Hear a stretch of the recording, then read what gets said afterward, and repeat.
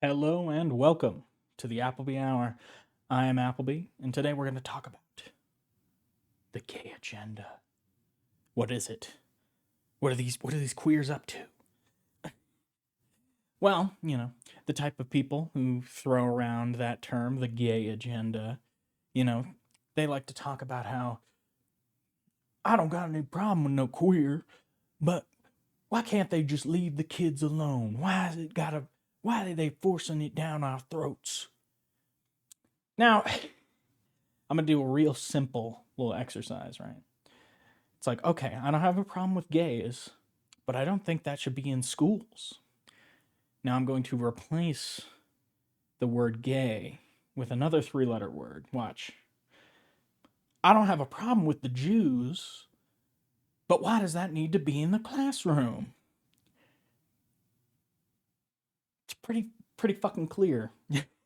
The comparison. It's like, I don't have a problem with this group of people. I just want them erased from existence. you know? Oh, they'll just hide them away. Put them back in the closet. It's like it it's so simple.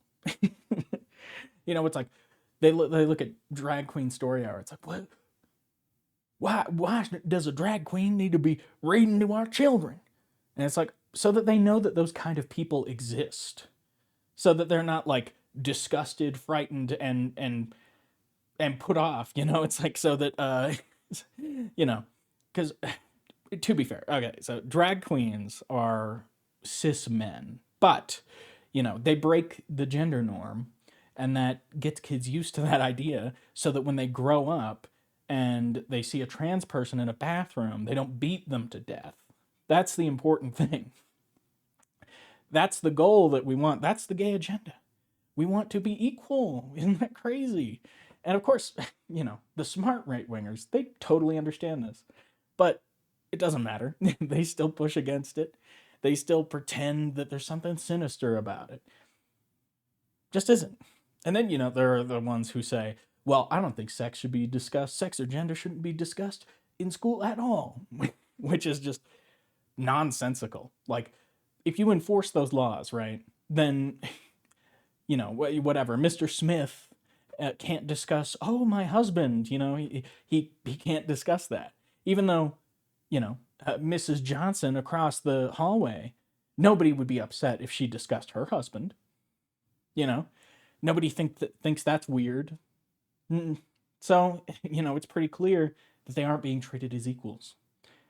And furthermore, not teaching your kids sex education is like a great way to have them abused without you knowing, because they're not going to know what's going on, and they're not going to feel comfortable talking about it because it's a traumatic experience.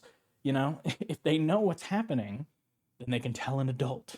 If they don't know what's happening, they don't have the words to describe it. Like consent. Like I saw this great clip. I can't remember the channel. I'm sure, people know him.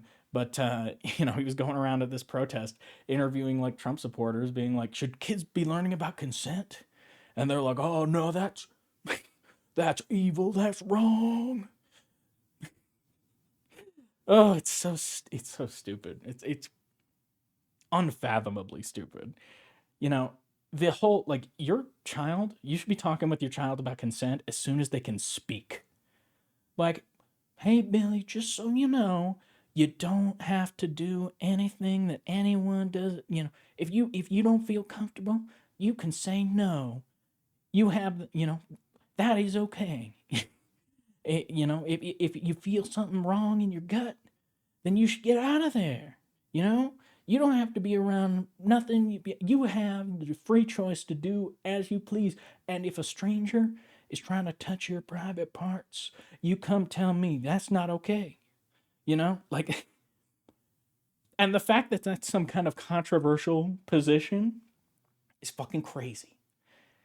It's crazy. People drive me crazy. I don't know. I feel like I've expressed myself here. I feel like we got it down. Obviously, if we are equals, then we have a place in the classroom. I don't. And how much simpler can I make it? Well, let me know. Let me know. Do the YouTube things. Thank you for watching.